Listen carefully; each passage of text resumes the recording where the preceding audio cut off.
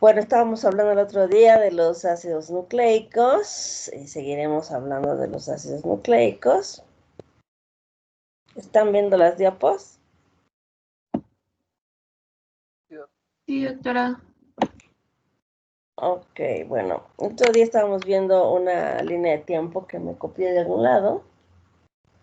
Y en esa línea de tiempo aparecía por aquí la fabricación del primer fármaco basado en DNA. Bueno, cuando averigüé bien, estos primeros fármacos basados en DNA en realidad son fármacos basados en DNA recombinante.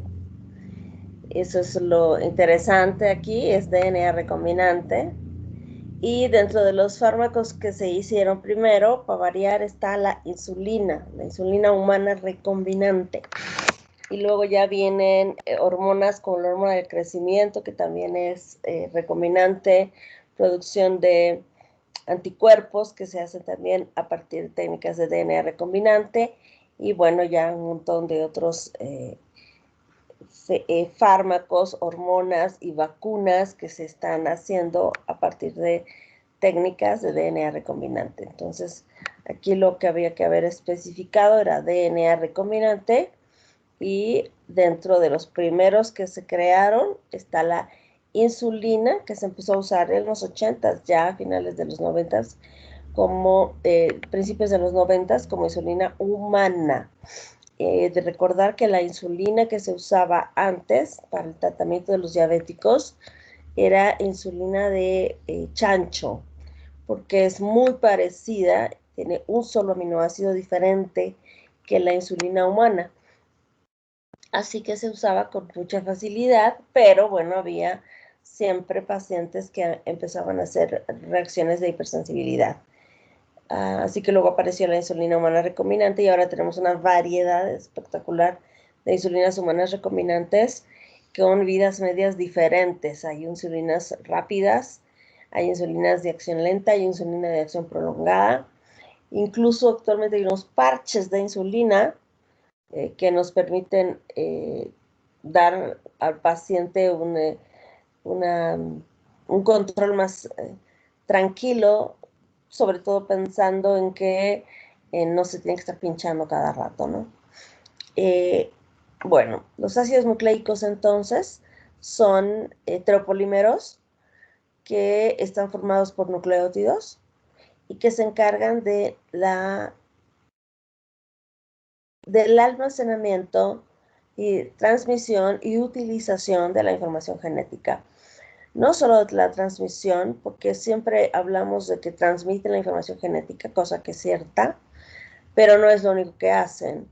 No solo transmiten, no es una herencia que has guardado, sino es una herencia que ha sido expuesta a factores ambientales y es una herencia que vas gastándote durante el tiempo, que se va expresando, que se va mostrando con la aparición de diferentes caracteres fenotípicos.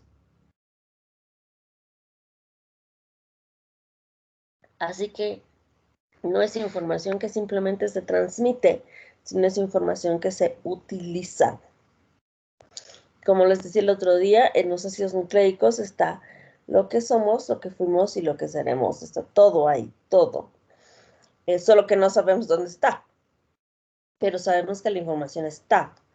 El 5% de la información que tenemos en el DNA codifica para algo, 3% para proteínas y 2% para RNA. Y el 95% restante, pues sabrá Dios qué cosa es. En otra época se le decía DNA basura. Hace muchos años hablaban de que ese DNA era DNA basura. Evidentemente hablaba la ignorancia, ¿no? Muchas veces hablamos desde la ignorancia. Y en ese momento los expertos en DNA pues hablaban desde la ignorancia y decían es DNA basura, quién sabe para qué servirá. Pero paulatinamente se dieron cuenta que las secuencias que habían ahí debían servir para algo. Son secuencias reguladoras, son el instructivo para poder usar ese 5%, el 95% es el instructivo. Ese instructivo que muchas veces nosotros cuando compramos un equipo nunca miramos, no leemos, usamos el equipo de manera muy intuitiva y no leemos el instructivo, que además vienen 500 hojas de instructivo y que en algunas ocasiones incluso viene en chino. Entonces, pues no entendemos y no nos importa mientras lo usemos. En el DN es así, como que el instructivo viene en chino y hay que ir haciendo la traducción, ideograma por ideograma. Y de hecho, los ideogramas chinos a veces tienen interpretaciones diferentes, aunque sea el mismo ideograma. Tiene más de 5000, creo, características en sus ideogramas. Así que es bien difícil escribirlo y leerlo peor. Así que cuando quieres hacer la traducción, pues probablemente un ideograma esté queriendo decir una cosa y te estás interpretando otra. Así va a pasar con nuestro DNA. Así está pasando con nuestro DNA. De acuerdo al contexto, la secuencia codifica para una cosa, codifica para otra. Es increíblemente difícil y por eso el proyecto Genoma continúa con el proyecto Transcriptoma, que no tiene fecha límite de terminación, porque es tan complejo el asunto que sabrá Dios cuándo lo podamos entender. Si es que se logre entender. Entonces, tenemos por aquí que los ácidos nucleicos están formados por nucleótidos unidos entre sí por enlaces fosfodiéster que se generan entre el carbono 5 y el carbono 3 de la ribosa. Y siempre vamos a tener un extremo de la ribosa libre, del nucleótido de la ribosa de un nucleótido libre, y un extremo 5' libre. En el DNA pasa lo mismo, tenemos un extremo 3' libre, un extremo 5' libre, solo que el DNA tiene características particulares. Primero es una doble hélice, dos cadenas anfiparalelas, que en el centro tiene nucleótidos que se aparean siempre, pirimidina con purina, purina con pirimidina, siempre. Bueno, no siempre, ¿no? Normalmente. A veces hay pirimidina con pirimidina, purina con purina, pero eso es una mutación, eso está mal y hay que corregirlo. Eso está mal, siempre tiene que ser purina con pirimidina y al revés. El otro día les conté el experimento de Martha Chase, o bueno, alguno de ustedes lo revisó y lo comentamos, pero antes del experimento de Martha Chase apareció el experimento de Griffin, que luego fue confirmado por Avery. En 1928, el primero de Griffith, y luego la confirmación con Avery y compañía en el 44. Y luego en el 50 aparece Martha Chase y compañía. ¿Qué hicieron? ¿Qué hizo Griffin en su primer experimento? Bueno, él estudiaba neumococos y se dio cuenta que había una cepa de neumococos que era lisa y una cepa de neumococos que era rugosa. La cepa lisa tenía cápsula y la cepa rugosa no. La cepa lisa, que además tenía cápsula, era virulenta y la cepa rugosa no virulenta. Entonces, ¿qué hizo? Bueno, comprobar que había la virulencia o la no virulencia en cada una de las cepas y agarra cepas, fragmentos, colonias de las cepas lisas, de las cepas con cápsulas, se la pone una rata y la rata se muere por neumonía, porque era una cepa virulenta. Y luego le pone la cepa rugosa a otra ratita y la ratita pues no le pasa nada, porque es una cepa que no genera ningún problema porque es una cepa no virulenta, porque no tiene cápsula. Entonces decide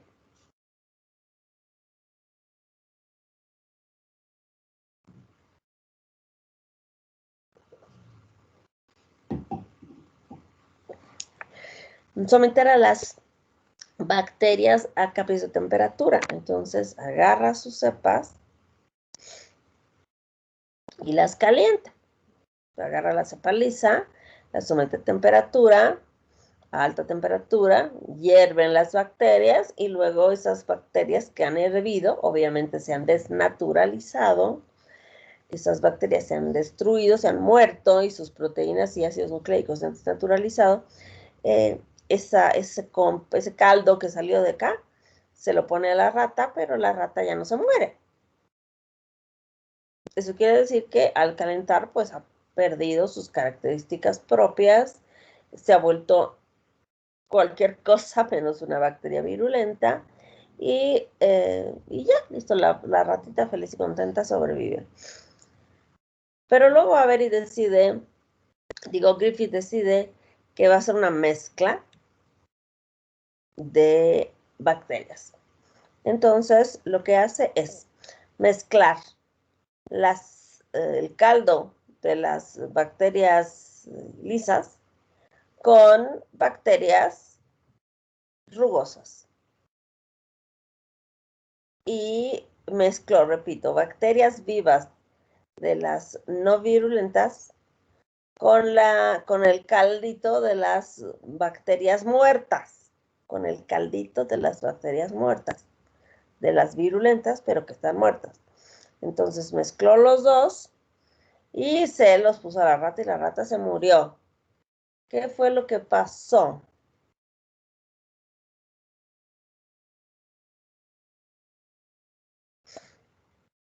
Pues lo que pasó es que la cepa viva, no virulenta, captó la información genética, el DNA que estaba aquí desnaturalizado, destruido de la cepa que se había muerto, es captado por la bacteria no virulenta, conocido como un factor de resistencia, lo capta y se vuelve una bacteria más fuerte.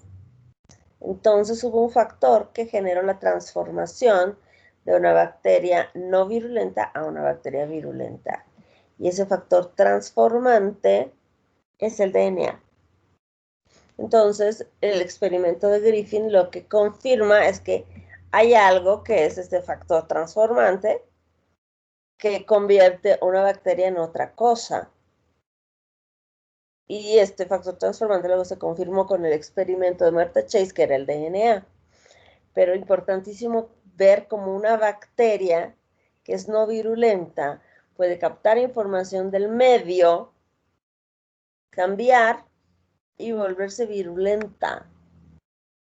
Así que nosotros podemos permanentemente estar modificando nuestra expresión genética, estar incluso agregando secuencias de DNA por infecciones virales o bacterianas a nuestro genoma y modificar nuestras expresiones. Y eso lo ven con toda claridad cuando hablan de oncogenes.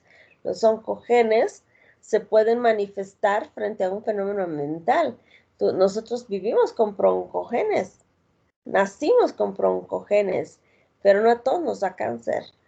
Y de repente da cáncer porque aparece algún factor ambiental, generalmente una infección viral, que hace que existe una modificación en la expresión genética y aparece el cáncer. Entonces, al final, el DNA tiene todo para protegerte, pero también tiene todo para matarte. Tiene todo para protegerte, para enfermarte o para matarte. Todas las instrucciones están ahí, en el DNA. Por eso la importancia del conocimiento real del instructivo para poder manipularlo y poder, ¿por qué no? Seguramente muchos piensan eso, crear especies más fuertes, más longevas, más resistentes, más sanas, más inteligentes, que evidentemente esto va a ser completamente selectivo para la gente pudiente, la gente económicamente poderosa. Aquí están los componentes de nuestros ácidos nucleicos y son las bases nitrogenadas asociadas a un azúcar y a un fosfato. Este es el artículo original de Watson y Crick. donde describen la estructura tridimensional del DNA. Esta es la cita, está en la revista Nature, en el volumen 171, páginas 737 a 738. O sea, ellos solamente usaron una hoja, 2 paginitas y 2 fotos para describir la estructura del DNA. Ustedes pueden entrar a la revista con esta cita y van a ver el artículo original y lo pueden leer incluso y van a ver que no tiene nada que ver con la publicación de artículos actuales, no tiene esa metodología que ahora se utilizan y todas esas exigencias que se utilizan para la publicación de artículos. Parece un cuentito, así que chequenlo y van a ver que es muy bonito. Para este artículo se utilizaron informaciones de diversos orígenes. Por ejemplo, información que hizo Chargaff, que son las reglas de Chargaff. Chargaff demostró que en el DNA la cantidad de purinas y pirimidinas era proporcional. Así que tenemos la misma cantidad de purinas y de pirimidinas, pero además demostró que había afinidad entre cierta purina con cierta pirimidina.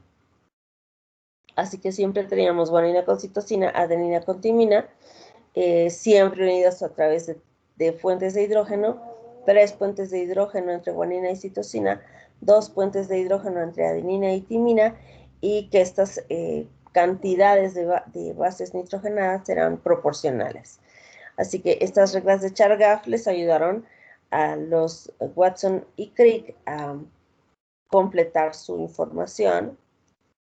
Y bueno, muy importante para afirmar que la información que ellos tenían era correcta, fue esta famosa foto de Rosalind Franklin, que ella estudiaba virus y hacía difracción de rayos X en su laboratorio. Ella trabajaba a las órdenes del doctor Wilkins. El doctor Wilkins era muy amigo de Watson y Crick. Tengamos en cuenta que el medio no era el medio de ahora, todo globalizado, sino que estaba como muy localizado en áreas específicas, y todos los que investigaban DNA o hacían investigación de buen nivel estaban en algunas áreas específicas, en algunos laboratorios, en algunas universidades. Así que trabajaban muchos en conjunto o muy cerca y se conocían, de hecho. Y Rosalind Franklin trabajaba a las órdenes de el doctor Wilkins, amigo de Watson y Crick, enterado del trabajo que ellos estaban haciendo, entra a la oficina de su colega y se encuentra estas imágenes. Y le parece que estas imágenes pueden ser muy útiles para confirmar la información o el estudio que estaban realizando Watson y Crick, así que se las roba. Se las lleva Watson y Crick se enloquecen con la información, porque vean sobre todo esta imagen, que es como un corte de la escalera de caracol de forma transversal, donde se ven claramente los 4 eslabones, ¿no? Y así como que va bajando la escalera de caracol. Entonces ellos interpretaron esta información, usaron estas fotos en el artículo, pero nunca pusieron el nombre gracias a la señorita fulanita de tal, porque bueno, para empezar era mujer y estamos en los 50. Entonces, si en este momento tenemos machismo galopante, imagínense cómo era el machismo galopantísimo, mega ultra galopante en los 50. Entonces, una mujer definitivamente no era para nada importante y no teníamos por qué estarle dando ¿cómo se llama? Crédito por una foto. Así que nunca le dieron el crédito. Muchos años más tarde, Watson, ya viejito, dio el crédito y dijo que sí, que la foto era de Rosalind Franklin, pero bueno, ya muy tarde. Rosalind Franklin ni siquiera se enteró del premio Nobel, porque se murió antes, se murió de cáncer de ovario por la exposición a a la radiación en su trabajo. Y ni se enteró, pero sí hizo un pequeño escandalito, muy pequeño, en la revista cuando vio su foto. Mandó una carta al editor del Nature diciendo que por favor esa gente haga el favor de dar el crédito porque la foto era de ella. Pero nuevamente no pasa nada, repito, por su condición de mujer, y los pues, puro macho. Entonces, no pasó nada, se quedó ahí en una pequeña carta al editor que casi nadie leyó, y ya. Y luego le dan el Nobel a Watson y Crick en el 62, pero ya había muerto ya antes. Y Watson y Crick le dan el crédito a Wilkins, porque se robó las fotos, yo creo, que colaboró en el trabajo. No dijo lo de el robo de las fotos de ninguna forma. Y bueno, finalmente, esta foto es muy famosa, ¿no? Watson y Crick con su modelo tridimensional de DNA que parece escalera de caracol. Entonces ellos concluyen, y esto es lo que publican en el artículo: la estructura del DNA es una doble hélice formada por cadenas antiparalelas, es decir, cadenas que van orientadas en direcciones opuestas, y su estructura se mantiene gracias a enlaces de hidrógeno entre bases nitrogenadas que están orientadas hacia el interior, y hacia el exterior se encuentran el esqueleto de ribosa y de fosfato. Aquí al fondo pueden ver un poquito la ribosa y el enlace fosfodiéster que mantiene esta escalera de caracol. Aquí está entonces una doble hélice anfiparalela que va orientada en dirección 3,5 por acá y 3,5 para allá. Las bases nitrogenadas en el centro, como los peldaños de la escalera de caracol. Aquí están sus peldaños, ¿ves? Las gradas, y luego el armazón de ribosofosfato. Este es el armazón periférico de ribosofosfato. Ese es nuestro DNA, esa es la estructura, y se ha mostrado que es realmente así. Y tenemos varias estructuras descritas de DNA. El DNA tradicional, digamos, el que está en mayor cantidad en nuestro cuerpecito, es el DNA B. Pero yo tengo también el DNA A, que se presenta por deshidratación de este. Y vean, es como más chiquito en su estructura, más desordenadito, con otras dimensiones en su giro mayor. Tiene giro mayor o surco mayor y surco menor, y son diferentes, pero es deshidratación de este, el A. Y el Z, que es más bien viral, gira a la izquierda. Estos dos son el dextrógiros, este es el levógiro, gira a la izquierda, y es mucho de virus, de las estructuras virales que van intercalando purinas con pirimidinas. Esta es la estructura del DNA Z, que es parte de algunos virus. Y mira, aquí está el Z, la forma B, que es la nuestra, y la forma A, que es la deshidratada de la forma B, y que a veces se encuentra también esta forma A en híbridos de RNA y DNA. Híbridos quiere decir que yo abro la cadena de DNA y pego, por ejemplo, un RNA mensajero. Ahí estoy hibridando la secuencia de DNA con RNA.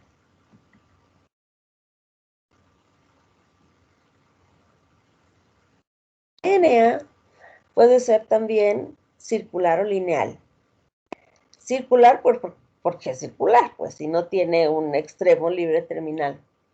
Así que el DNA circular lo encontramos, por ejemplo, en las bacterias, en algunos virus, en los plásmidos y en las mitocondrias. Las mitocondrias tienen DNA circular como las bacterias. Recuerdan que hemos hablado que las mitocondrias probablemente provienen de alguna bacteria. En algún momento evolucionó la bacteria y se metió a la célula eucariota, hicieron una relación simbiótica y la mitocondria se quedó ahí adentro, haciendo funciones importantes para la célula, pero sigue con sus características como de una bacteria. Y por este otro lado tenemos el DNA lineal que encontramos en nuestros cromosomas, con extremos 5' y 3' libres terminales. Eso lo encontramos fácilmente en los cromosomas. Este DNA puede estar relajado o súper enrollado. Relajado quiere decir que está asociado a proteínas, pero no con enlaces muy intensos, muy fuertes, y que ese DNA se expresa. Y hay otro DNA que no se expresa, que está sumamente enrollado con proteínas, que está inactivo, guardadito en algún extremo del núcleo en la cromatina. El DNA se puede desnaturalizar. Se ha visto que hay muchos factores que desnaturalizan el DNA, pero lo interesante no es que se desnaturaliza, sino que se renaturaliza. Se desnaturaliza y se renaturaliza. Así que yo puedo meterle temperatura a nuestra doble hélice de DNA y las hebras se separan. Si yo continúo con aumentos de temperatura y algún otro extra, por ejemplo, aplico enzimas nucleasas, entonces degrado. Pero si yo no quiero hacer esto, yo puedo quedarme aquí, bajo la temperatura nuevamente, y estas hebras se vuelven a pegar por complementariedad. La complementariedad de estas bases nitrogenadas es muy fuerte, entonces se separan por un cachito, pero luego quieren volverse a parear. No pueden estar desapareadas, tienen que estar apareadas. Así que les bajas el calor e inmediatamente se vuelven a pegar. Inmediatamente. Con mucha frecuencia la renaturalización es buena. Me refiero a que la hebra se pega como corresponde, pero a veces esta renaturalización no es la mejor. Pero en general se renaturaliza muy bien. Y esta es la base del PCR, de la reacción en cadena de polimerasa, porque en el PCR lo que usamos es extraer DNA, luego le metemos temperatura, abrimos las hebras de DNA, bajamos un poquito la temperatura para que se pegue con primers, con pequeños fragmentos de RNA que puedan ser guía para la síntesis de nuevo DNA. Y luego bajamos más la temperatura para que venga la DNA polimerasa, TAC polimerasa y copie. Y luego volvemos a subir la temperatura para que se vuelvan a romper y a continuar el proceso muchísimas veces. Aquí está nuestro DNA, nuestro surco menor, nuestro surco mayor. Vean los peldaños. Cada giro tiene 34 Armstrongs y el ancho de la cadena de DNA es de 20 Armstrongs. Gira a la derecha. Y bueno, se va abriendo. Cuando necesitamos replicar, la podemos abrir gracias a las topoisomerasas y cada una de las hebras que se ha abierto sirve de hebra molde para la síntesis de una hebra completamente nueva, siempre en dirección 5', 3'. Esto de que una hebra vieja sirva de molde para que se sintetice una completamente nueva y al final quede toda la información igualita en dos células, pero una de las hebras de cada una de las células va a ser una hebra vieja, se llama replicación semiconservativa. El dogma de la biología molecular, el dogma de la genética, es este propuesto por Crick en 1970, que ha sido modificado por Teming un par de años más tarde. Este dogma habla de que yo tengo la posibilidad de usar DNA para sintetizar DNA, eso es replicación. Puedo usar DNA como molde para sintetizar RNA, eso se llama transcripción. Y puedo usar el molde de RNA para sintetizar una proteína, eso se llama traducción. Esas son etapas que ustedes conocen bien de sus clases de genética. Temin, un par de años más tarde, agrega la transcripción invertida. Entonces, la transcripción invertida consiste en utilizar RNA como molde para sintetizar DNA. Esa es transcripción invertida o transcripción reversa. Y con eso completamos el dogma. ¿Por qué la transcripción reversa? Porque hay virus de RNA, como el virus del VIH, que utilizan el molde de RNA para sintetizar DNA, y ese DNA sintetizado se va a integrar a la célula hospedera para reprogramar la actividad de la célula y que la célula se dedique exclusivamente a la producción de virus.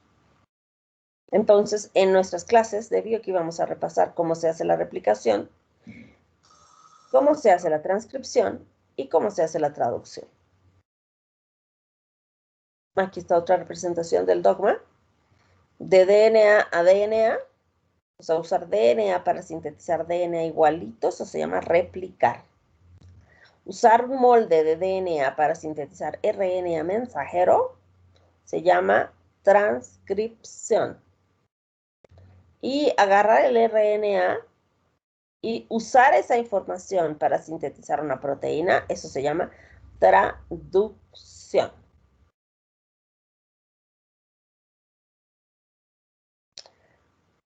Nuestro DNA tiene diferentes estructuras.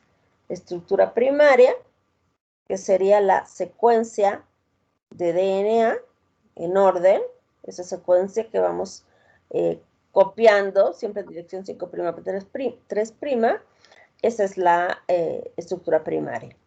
La configuración de los nucleótidos, por si no se acuerdan, es SYN para la síntesis de ácidos nucleicos. La estructura secundaria se refiere a esta doble hélice anfiparalela unida por puentes de hidrógeno, cada una de las hebras, y con un armazón de fosfatos y de azúcar y fosfato. Este armazón es hidrofílico y da mucha estabilidad, ¿no? Tocan la puerta o están martillando. Entonces, dentro de esta estructura secundaria tenemos el modelo A de DNA, que ya dijimos que es menos hidratado, que sale de la deshidratación del B, que predomina en híbridos de RNA y DNA, que pueden ocurrir durante el proceso de transcripción. Gira a la derecha, tiene 11 pares de bases por giro. El B es menos abundante, es el más abundante, tiene 10.4 pares de bases por giro y 3.4 Armstrongs entre par de base y par de base. Y el Z, como dijimos ya también, es DEX, levorotado, gira a la izquierda, siempre alternan purinas y pirimidinas, es muy común en virus y tiene 12 pares de bases por giro. Por surco, ¿no? ¿Se acuerdan? El giro tiene un surco mayor y un surco menor. Todo eso va a tener 10 pares de bases en el B, 11 en el A y 12 en el Z. La estructura terciaria del DNA se refiere a la unión del DNA con proteínas. El DNA, cuando está solito, se llama DNA desnudito. El DNA desnudo es solamente esta hebrita de acá. Ese es el DNA desnudo. Y obviamente, pues no le es muy cómodo ni le es muy agradable estar desnudo. Hay momentos donde sí es apropiado, pero hay momentos en los que no. Entonces, el DNA se va a encontrar desnudito cuando se va a usar, cuando tiene que replicar o cuando tiene que transcribir. Pero después, no, está siempre asociado con proteínas. Y esa es la estructura terciaria. La estructura terciaria es la asociación de DNA con proteínas, que pueden ser proteínas histónicas o no histónicas. Las histónicas ayudan al ensamble de los nucleosomas y al superenrollamiento, mientras que las no histónicas van a tener que ver con el desenrollamiento, la replicación y la transcripción. Así que esta estructura terciaria es la interacción del DNA con proteínas, como las histonas. En las bacterias hay una superhélice circular que va a tener unas poquitas proteínas, pero no está así súper compactada porque toda la información se está usando. Así que la asociación con proteínas es pobre, pero hay. En cambio, las eucariotas, como hay un montón de información que tienes que guardar, porque quién sabe para qué sirva y no sabes en qué momento la uses, entonces el superenrollamiento sí es muy importante y vas a tener muchas histonas y muchas no histonas formando la cromatina. El RNA, por otra parte,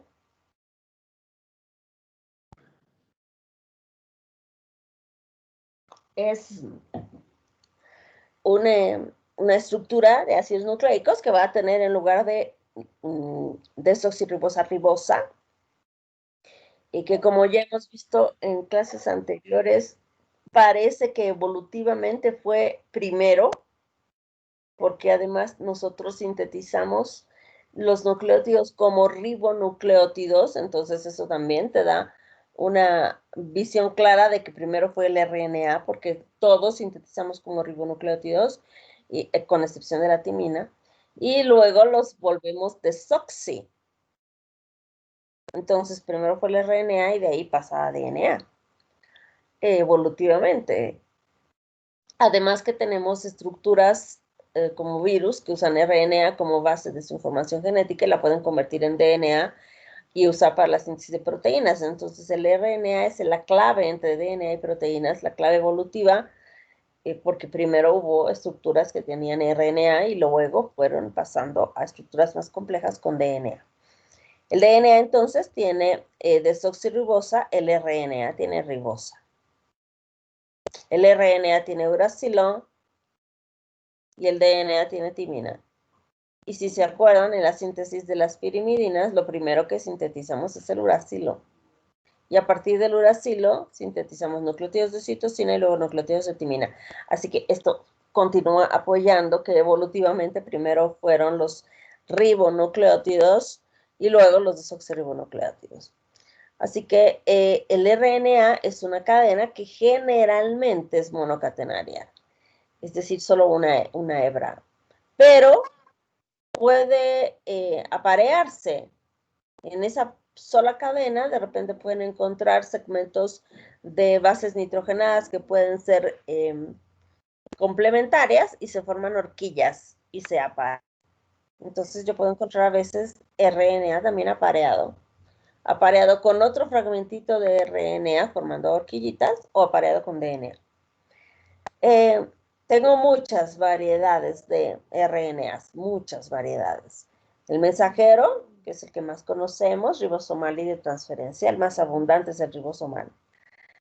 Y luego tenemos otras variedades, los RNAs nucleares pequeños, y de estos nucleares, RNAs pequeños, estos RNAs pequeños pueden ser heterogéneos nucleares, pueden ser citoplasmáticos, pueden ser micro RNAs chiquititos que ayudan al silenciamiento o RNAs de interferencia, que son estos.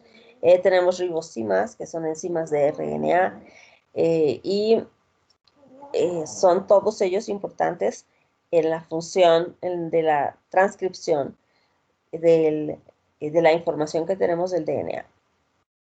Entonces aquí está nuestra secuencia, una secuencia de polinucleótidos de RNA. Aquí está mi ribosa. ¿Cómo sé que es riboso? Pues que tiene el oxidrilo en el carbono 2. La base nitrogenada pirimídica está unida nitrógeno 1 con carbono 1, enlace glucosídico 1,1, N-glucosídico, mientras que en las purinas tengo enlace glucosídico 9,1. Y la unión entre nucleótido y nucleótido, ya saben, es el fosfato que está en el carbono 5 de un nucleótido, ataca al oxidrilo del carbono 3 de otro nucleótido. Y así va creciendo. En este extremo 5' ya no puede entrar nada. Y por acá, por el extremo 3', tendríamos que ir agregando nucleótidos. Siempre vamos en dirección de ataque 5', 3'. El fosfato del carbono 5 ataca al oxidrilo del carbono 3. Por ejemplo, en este caso yo podría atacar este fosfato del 5, podría atacar este oxidrilo del 3 y formar una estructura cíclica de RNA que puede pasar, que puede ocurrir. Aquí está una estructura secundaria formando una especie de horquilla. Puede. Tengo segmentos que son complementarios y se aparean. Se juntan. Aquí tengo una cita, esta sería una horquilla. Esto ocurre mucho en el RNA mensajero, por ejemplo. Esto desestabiliza la estructura y desarma la burbuja de transcripción.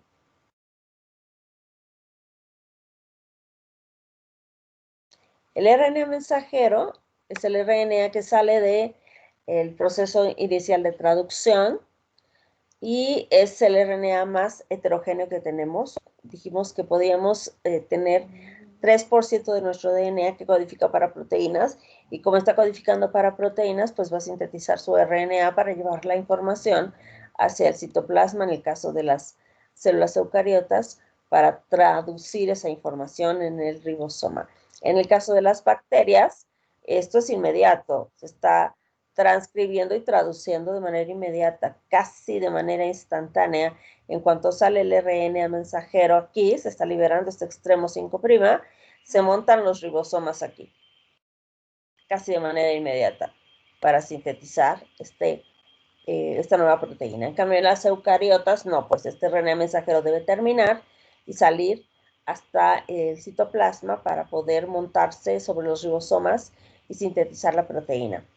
Este RNA mensajero tiene vida media muy corta, 2 a 3 minutos, es destruido rápidamente por nucleasas, por diferentes nucleasas, y para que dure un poco más, lo que ocurre es que en el extremo 5' se pone una caperuza de 7-metilguanosina, un nucleócido especial que ya comentamos, y se pone en este extremo. Esta caperuza de 7-metilguanosina o capuchón protege al RNA mensajero en este extremo, pero además ayuda a su salida del núcleo y ayuda al ensamble con el ribosoma. En este extremo del 5' también tenemos una secuencia de consenso que se llama secuencia de Shane-Dalgarno. En genética vamos a hablar mucho de secuencias de consenso. Las secuencias de consenso, pues, no son secuencias o sea, bueno, no sé cómo. Un consenso es lo que no va a haber en la Cámara de Diputados en Bolivia, porque van a ser órdenes, no se va a consensuar nada porque no tiene mayoría. Pero si tú tuvieras una Cámara de Diputados con la tercera parte de masistas, la tercera parte de creemos y la tercera parte de comunidad ciudadana, para poder llegar a aprobar una ley se tiene que hacer un consenso. En el DNA se hace lo mismo. Como no conocemos muchas cosas se infieren, se suponen, se creen, se comentan en un congreso de puro genetista y alguien sugiere una secuencia.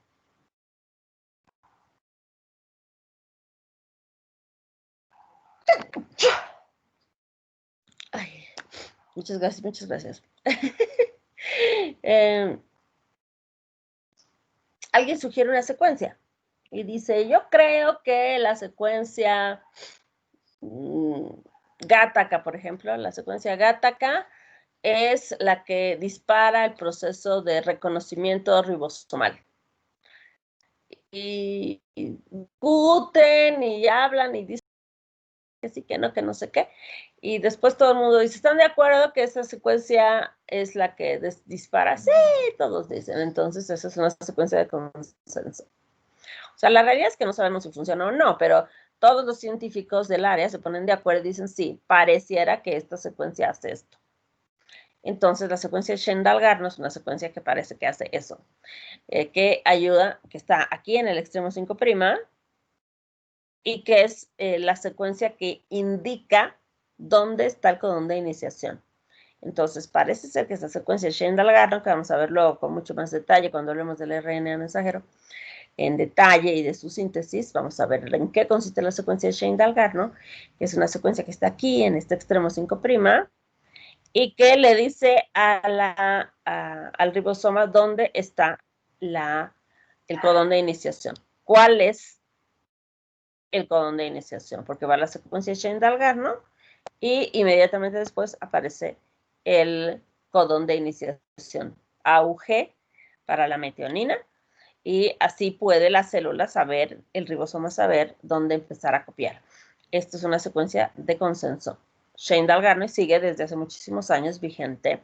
Así vamos a hablar mucho de secuencias de consenso, secuencias que, repito, se sugieren, se comentan y luego todos dicen sí y listo. Esa misma secuencia puede ser en 2 congresos más adelante eliminada. Porque ¿sabe qué? Que acabo de ver que esa secuencia no es por esto, por lo otro, por aquello. Vuelven a discutir y dicen, perfecto, entonces esta secuencia ya no va. Se descarta y ahora tenemos la nueva secuencia de consenso que es fulanita y así. Mucha de esta información es discutida así y los científicos te la enjaretan y te dicen es así. Y bueno, luego habrá que comprobar si eso es cierto. Este RNA mensajero que sale primeritito, luego de que termina el proceso de transcripción del gen, en el extremo 3' se le pone una cola de poliadeninas, cola poliA. Esta cola poliA que va a tener hasta unas 300 adeninas, puede ser más corta, pero llega hasta 300 adeninas. Lo que hace es también estabilizar la estructura, permitir que dure un poco más de tiempo y proteger de las nucleases. Este RNA que sale así, en las bacterias se usa, es un perfecto RNA listo y maduro, pero en las eucariotas no, en las eucariotas debe ser procesado, como han visto en genética. Este procesamiento se llama splicing o corte y empalme. Las de genética le dicen splicing, ¿no? Porque están pronunciando tal cual la palabra. Entonces, creo que se pronuncia splicing, porque es en inglés, pero si no quieres decirlo en inglés, entonces dilo en español y empalme. Cortamos los intrones y pegamos los exones. Ese es el proceso de maduración del RNA mensajero en eucariotas. Así que lo que sale de aquí es un RNA que no es funcional en eucariotas. Ese RNA tiene un montón de información en el medio que no sirve, que debe ser procesada. Así que luego vienen los RNAs nucleares pequeños que van a ayudar a identificar intrones y exones, cortar los intrones y pegar los exones para tener un transcrito maduro que pueda ser utilizado ya para la síntesis de proteínas. Aquí tengo mi RNA y este es el extremo 5'. Y vean, aquí está el capuchón de 7-metilguanosina. 7-metilguanosina. Y acá está el extremo 5' con sus 3 fosfatos. En el extremo 5' siempre tenemos un nucleótido trifosfatado. Y para la síntesis de los nucleótidos, siempre necesitamos para la síntesis de los ácidos nucleicos, siempre necesitamos nucleótidos trifosfatados. Los RNAs nucleares pequeños son RNAs que se obtienen en el metabolismo de otros RNAs. Son de cadena sencilla, cadena simple, varían en tamaño desde 90 hasta 300 nucleótidos y son estos que se van a encargar de llegar aquí y unirse en los extremos entre un intrón y un exón. Recuerden que un intrón es una secuencia de DNA que no codifica y un exón es una secuencia de DNA que codifica. Entonces, cuando yo hago mi transcrito primario, un montón de información ahí que no es útil. Durante este proceso de transcripción se transcriben también algunos fragmentos de RNA, que son los RNAs nucleares pequeños o heterogéneos nucleares, que van a guiar este proceso de corte y empalme o splicing. Y estos RNAs nucleares pequeños los conocen con el nombre de US para formar el esplesiosoma que ayuda a cortar, mira, juntas los intrones, intrón y exón, haces una horquilla, cortas y pegas. Este procesamiento es hecho por el propio RNA, por los RNAs nucleares pequeños, y eso hace que, digamos, cuando hablamos de actividad catalítica enzimática, que las enzimas son todas o casi todas proteínas, porque el RNA, los RNAs nucleares pequeños, participan de su propio procesamiento y de su propia catálisis. Así que el procesamiento del RNA es un ejemplo de eso, y los RNAs nucleares pequeños son responsables de este efecto catalítico. Aquí tenemos algunos de los RNAs nucleares pequeños que se han identificado en mamíferos con la longitud de sus nucleótidos. El U1, 165 nucleótidos, está en el nucleoplasma. Ven la cantidad de moléculas que tenemos por célula. El U2, 188 nucleótidos, nucleoplasma también, citoplasma nuclear. El U3, más grandecito, 216 en el nucleolo, miran sus concentraciones. El U4 también en el nucleoplasma, U5 nucleoplasma, U6 en los gránulos de la pericromatina, y dos variedades acá que están tanto en el citoplasma como en el núcleo, que también ayudan a la estabilidad y procesamiento del RNA. El 4.5S y el 7SK, que son dos variedades distintas de RNAs pequeños nucleares y citoplasmáticos. El RNA de transferencia que ya conocen, el RNA de transferencia tiene entre 74 y 95 nucleótidos. Así que todo esto que está aquí pueden ser 74, aquí tengo 76, por ejemplo, pero pueden ser de 74 a 95. Y tiene secuencias de horquillas, mira, son las que se aparean. Tiene 4 brazos. Tenemos más de 31 variedades de RNAs de transferencia. En las eucariotas se han identificado más de 40 ya de estos RNAs de transferencia o RNAs transportadores. Estos RNAs transportadores transportan aminoácidos. Constituyen el 20% del RNA total de la célula y transportan el aminoácido aquí, en el brazo aceptor. Tiene 4 brazos, se compara con un trébol, y en el brazo del extremo 3' terminal hay una terminación que se llama CCA, que es donde se va a unir el aminoácido. Y luego tengo el brazo del anticodón. Este brazo del anticodón es el que lleva la decodificación, porque se va a unir con su codón a decir, esto quiere decir alanina, esto quiere decir guanina, esto quiere decir citosina, Ay, qué bruta que estoy diciendo. Esto quiere decir,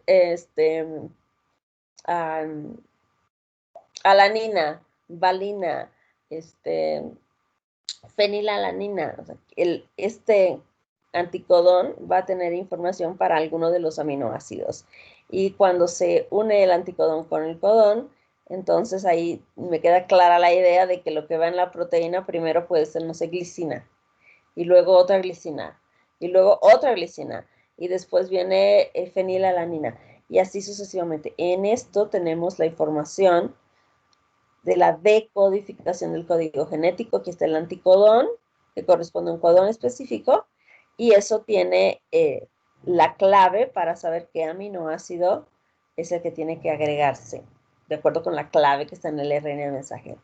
Además tengo brazo dihidrouracilo y el brazo TFIC, que es el brazo continuo, que tiene mucha timina, tiene algunas secuencias o algunos nucleótidos especiales que luego vamos a ver que están en el brazo TFIC. Esta es la estructura tridimensional.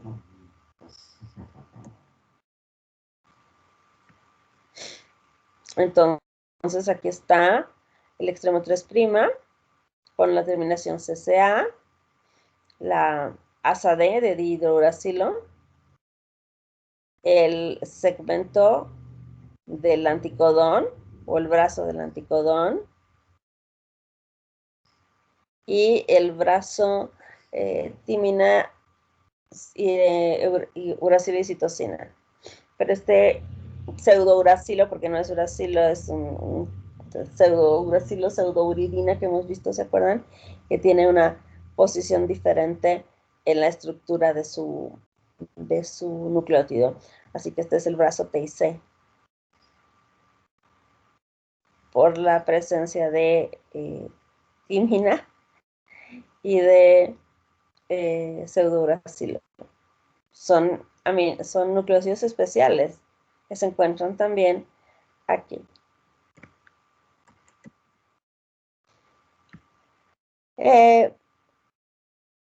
Esta clave, la clave de la decodificación, es esto, pues.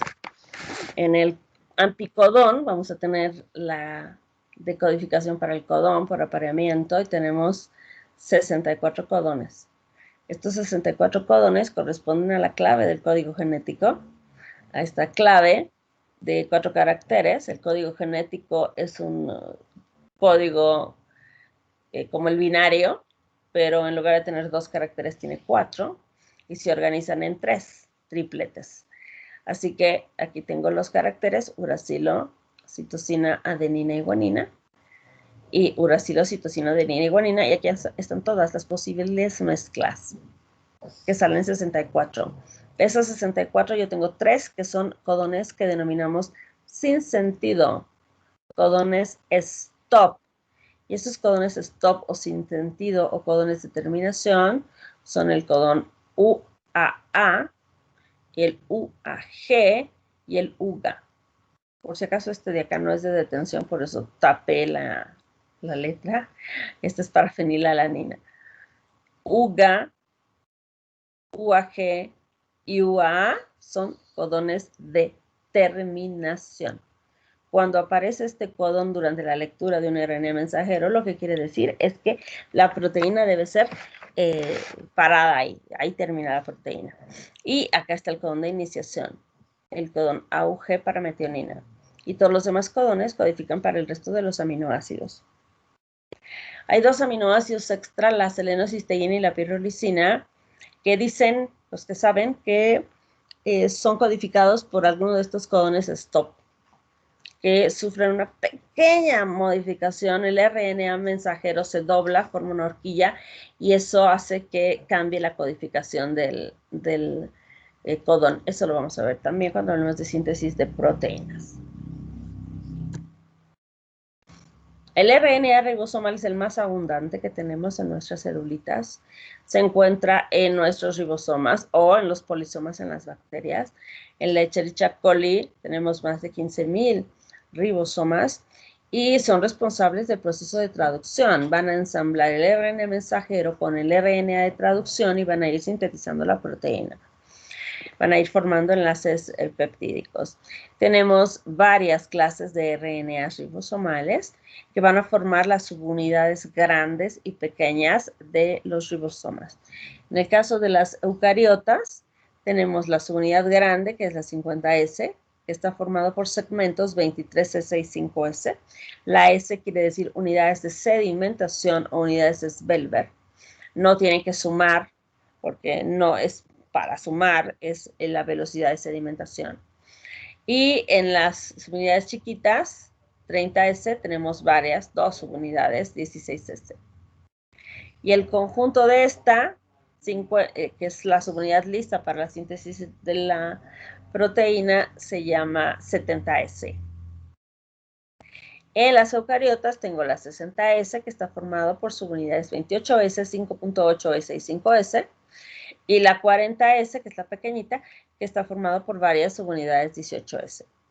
Y el conjunto de la 60 con la 40 da la 80S. en los ribosomas de las eucariotas. Aquí están los ribosomas.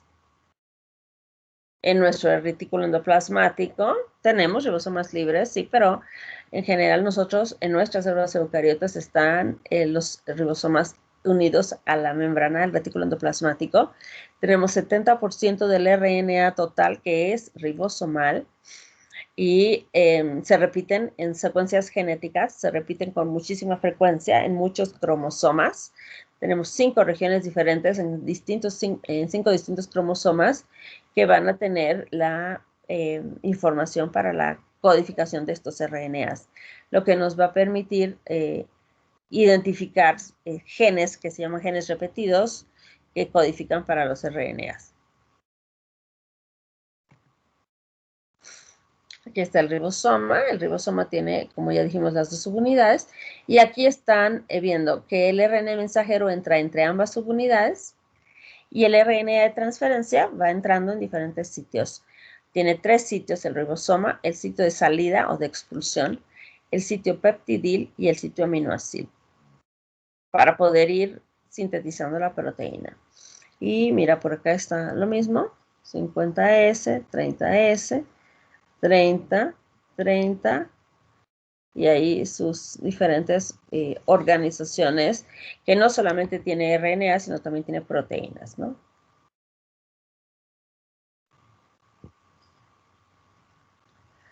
Tenemos luego los RNAs reguladores no codificantes grandes y pequeños.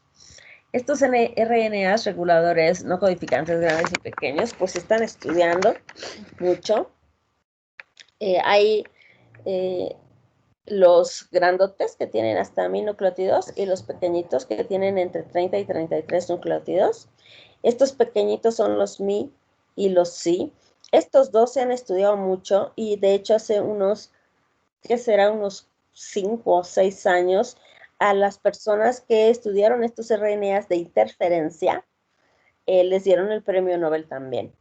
¿Por qué razón? Porque estos RNAs pequeñitos se pueden unir a una secuencia de DNA y bloquear la expresión. Son inhibidores de la expresión genética, son silenciadores de genes.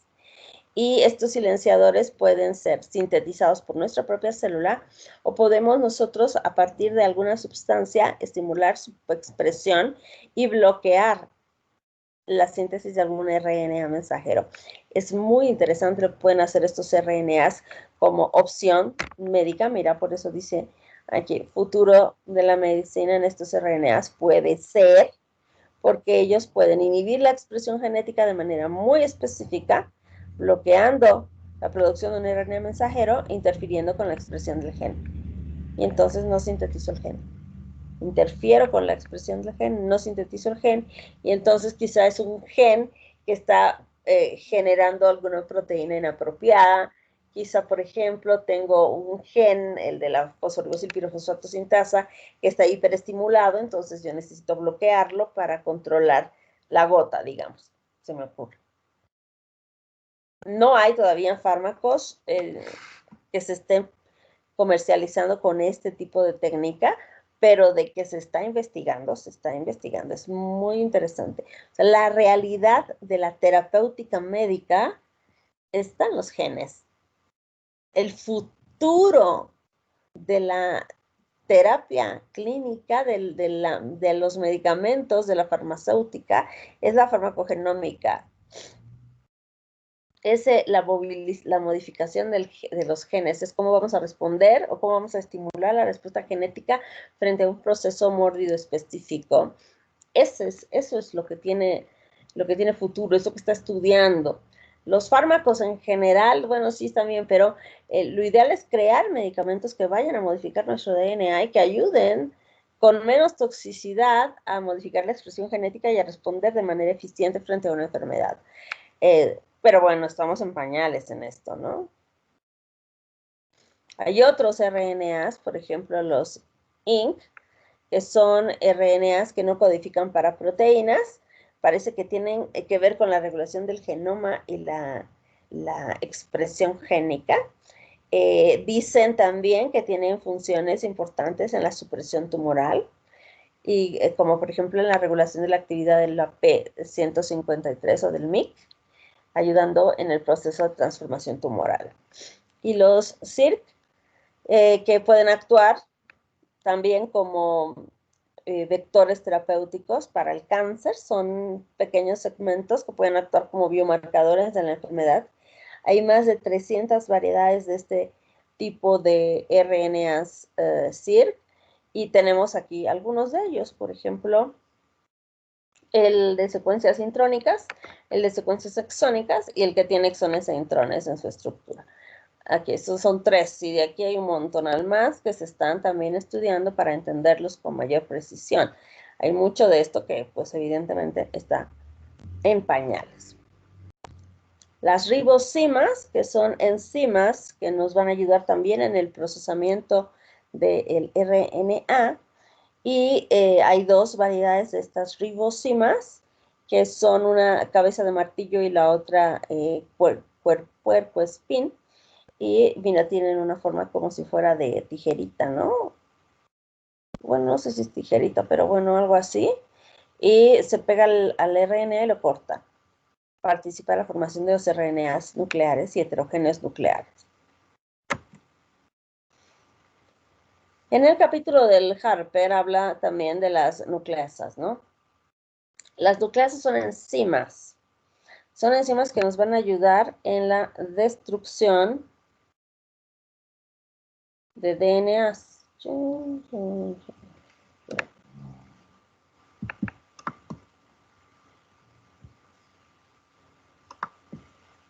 En la destrucción de DNAs, y tenemos un montón de estas enzimas, un montón.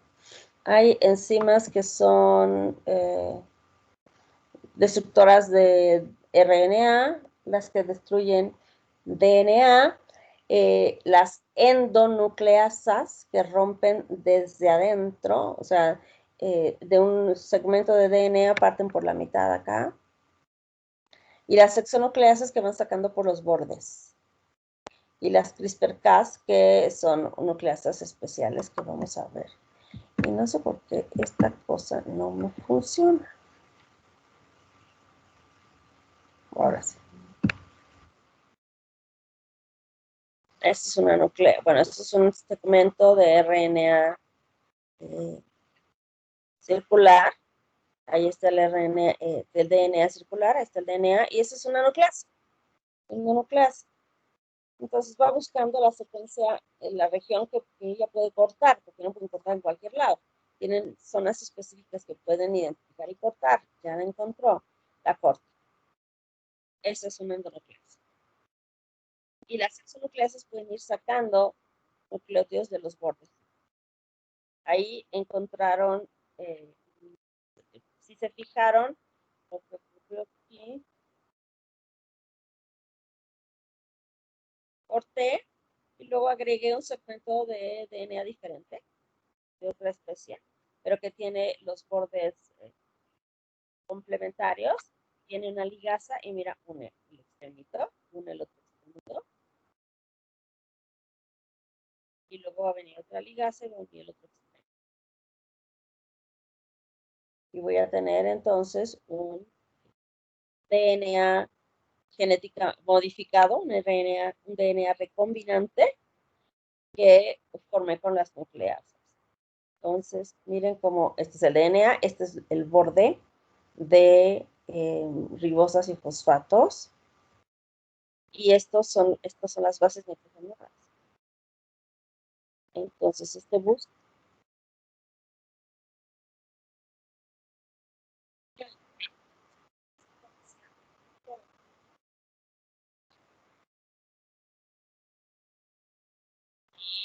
las... Ay, güey, ¿qué hice? Eso es...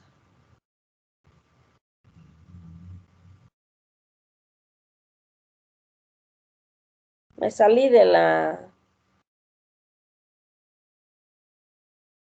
clase, ¿no? Ahí está.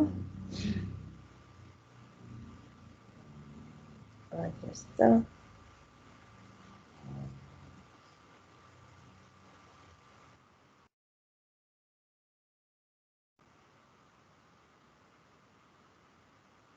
quiero que vean.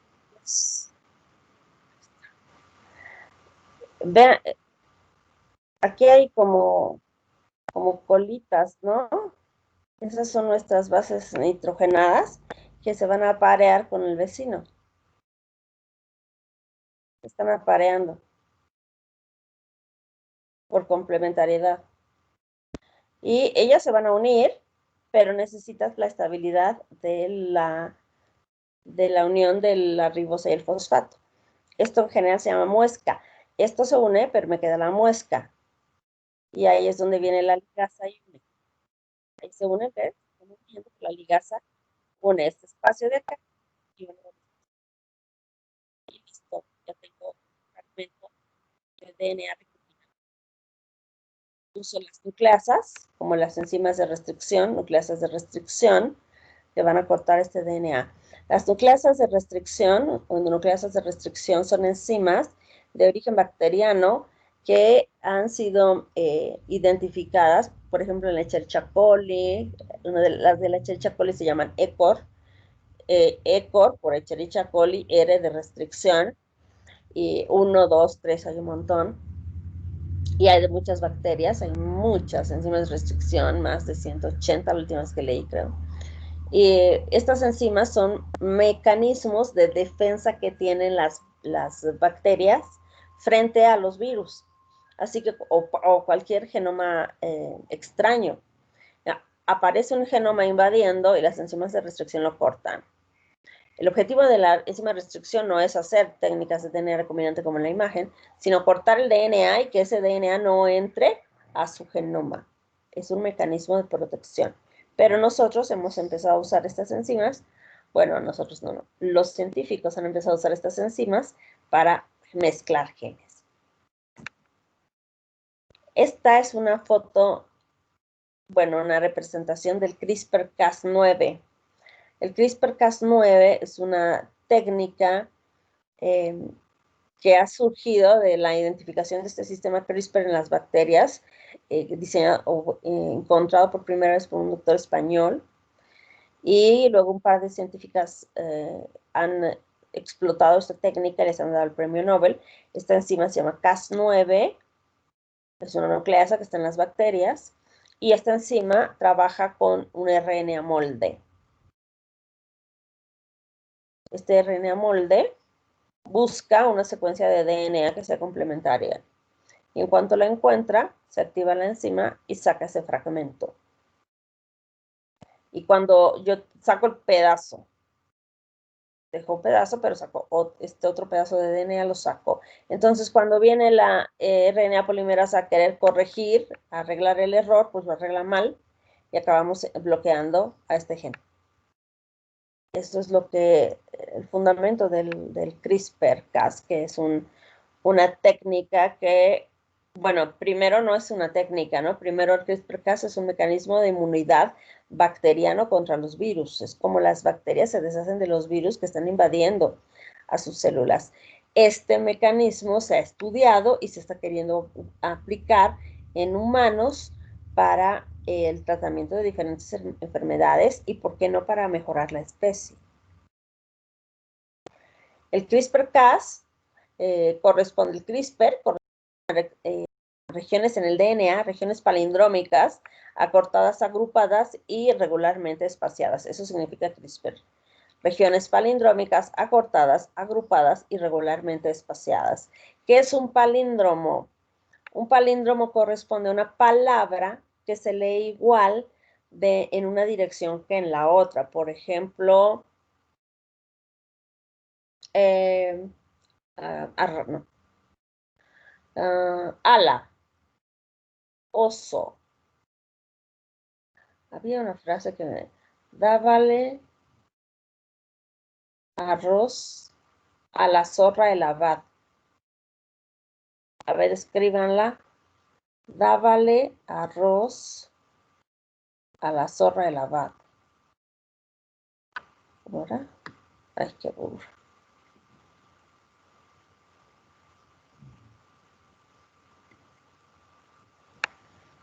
Qué burro. Era Vale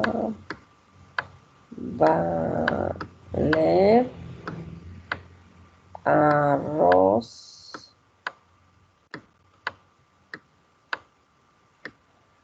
a la zorra el abad.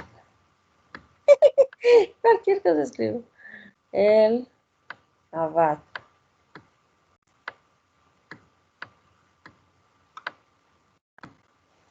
Dábale arroz a la zorra el abad. Si lo leen al revés, es dábale arroz a la zorra el abad.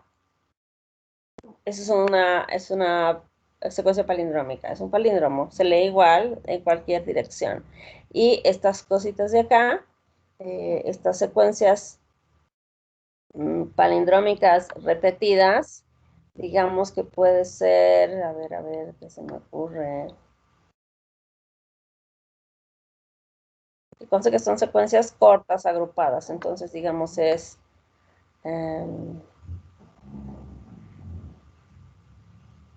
a ver, G, A,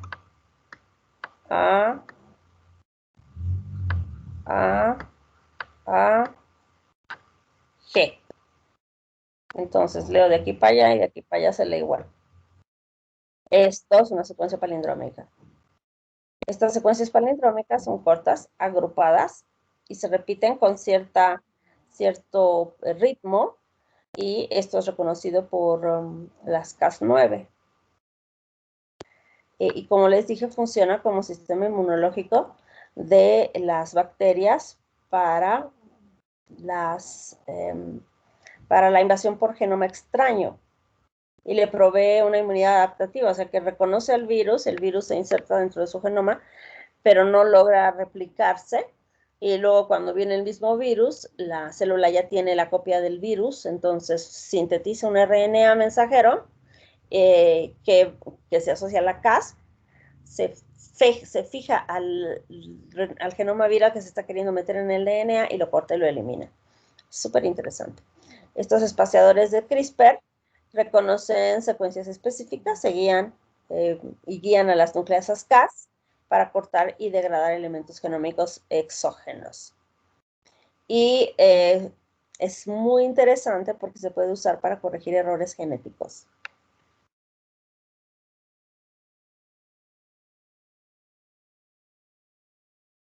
Miércoles, cambio de costumbre.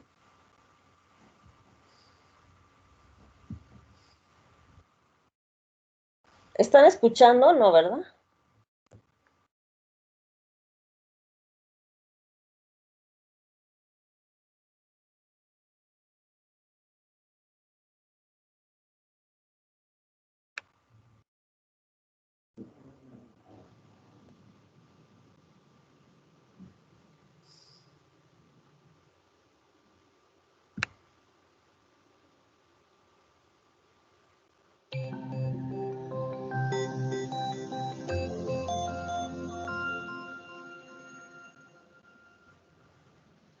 Cada célula de nuestro cuerpo contiene una copia de nuestro genoma, más de 20.000 genes, 3.000 millones de letras de ADN. El ADN consiste en dos hebras enrolladas en una doble hélice, unidas por una simple regla de apareamiento, A con T y C con G.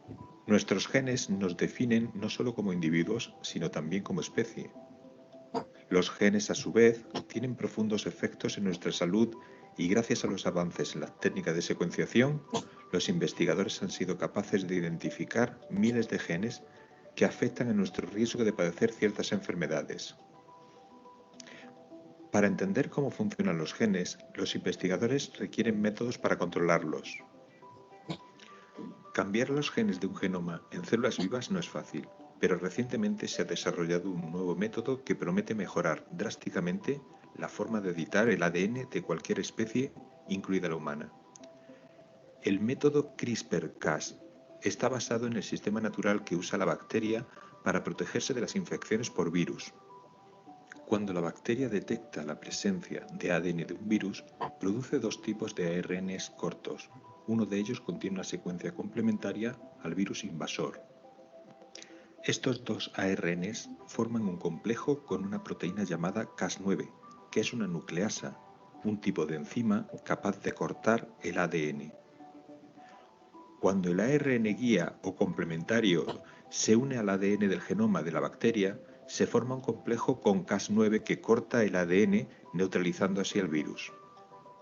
En los últimos años, los investigadores se dieron cuenta de que este sistema se puede diseñar para cualquier ADN en una determinada posición, diseñando el ARN guía complementario a la secuencia deseada.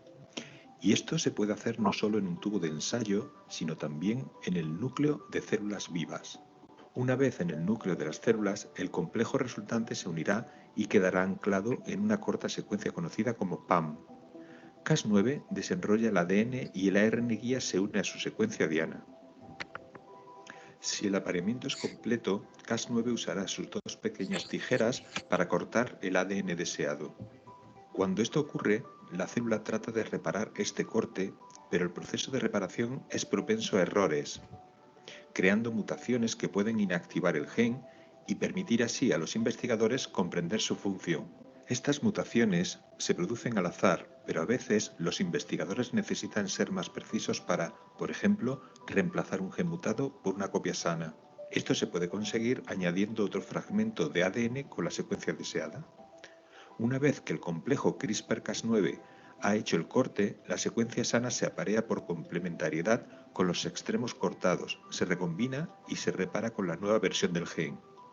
Todo esto se puede hacer en células en cultivo, incluyendo células madre que permiten dar lugar a distintos tipos de tejidos. También puede hacerse en ovocitos fertilizados, permitiendo la creación de animales transgénicos con mutaciones dirigidas.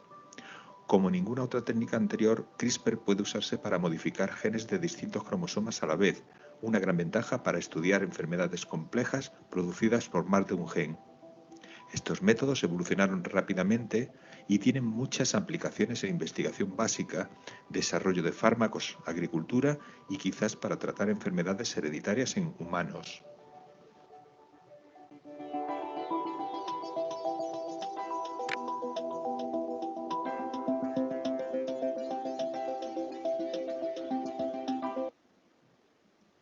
De hecho, hay ya esta técnica está autorizada ya en los Estados Unidos, se autorizó el año pasado. Antes estaba prohibida de usar en humanos, tan es así que hay un chino que la usó en ovocitos fertilizados de un par de gemelitas chinas y está desaparecido, les conté, o en la cárcel, no se sabe dónde está, tampoco sabemos qué ha pasado con las chinitas, pero bueno. Y ya se ha usado para un paciente, bueno, dicen en algunos estudios, alguna información que he encontrado, que hay 3 pacientes que ya con esta técnica se han curado de anemia de células falciformes. Uno se ha curado de alguna especie genética rara de ceguera.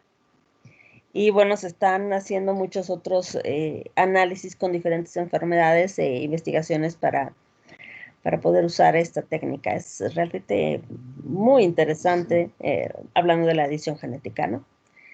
Y bueno, al menos a mí me parece una molécula, el DNA, y su posibilidad de manipulación impresionante.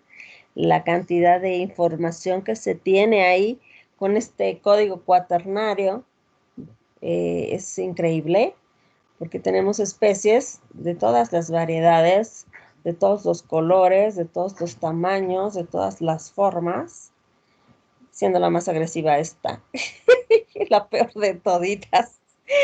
Aunque en este espécimen es muy bonito él, pero pues todos los que formamos parte de este somos un tanto tóxicos para estos elementos que están por aquí. Ok, preguntas, chicos, de la clase del día de hoy.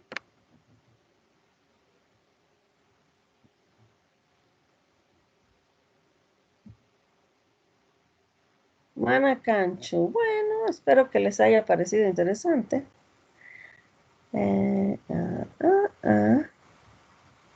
Y listo.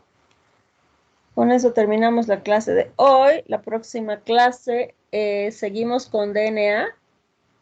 ¡Ay! Tenemos un problema, ¿no? La próxima clase es feriado.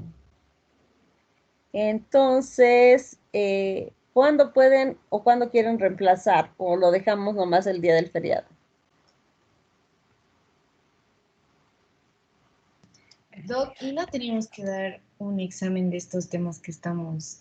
Sí, sí, es que me dio flojera hacer el examen para hoy. Perdón, voy a hacer estos días y la clase que hagamos, la siguiente, vamos a empezar con el examen hasta el tema de hoy, ¿no? Que sería purinas, pirimidinas y ácidos nucleicos. Ahí haríamos nuestro primer repaso. ¿Haríamos cuándo? Pues, si quieren podemos hacer el sábado. Sábado, Sábado tenemos reemplazo de parásito. Ah, sí, pero yo no reemplazo en la mañana, me gusta dormir hasta tarde, ir al mercado tranquila, hacer sonceras, y en la tarde, noche, me gusta reemplazar. Ya, súper, entonces el sábado. Sí, sábado de la tarde o Sábado, noche. 10 de la noche. En la noche yo creo que está bien, doctora. Es que desde el Exageremos tampoco. no. Vamos a reemplazar el sábado, entonces a las 7, ¿les parece? Está ¿De la bien, mañana? ¿No podría ser un recuerdito zapante? ¿Un reto antes? ¿Cómo a qué hora quieres? ¿A las 5? No, una media horita, chiquillo, ya y vamos a hacer el repaso, porque a veces se me puede llegar a olvidar. Ok, entonces a las 6. Ya, súper, bueno. Entonces a las 6 vamos a hacer el repaso de la clase con el examen y luego revisamos el examen y si da tiempo empezamos el temario de la siguiente, que sería ya todo lo que es DNA, replicación y cosas por el estilo. Ok, perfecto chicos, entonces nos vemos el sábado. Pónganme El sábado. Super Doc. y Bye, bye. bye. Nos vemos. doctora. Cuídense, no se excedan con el Halloween, lávense las manos, Fuera.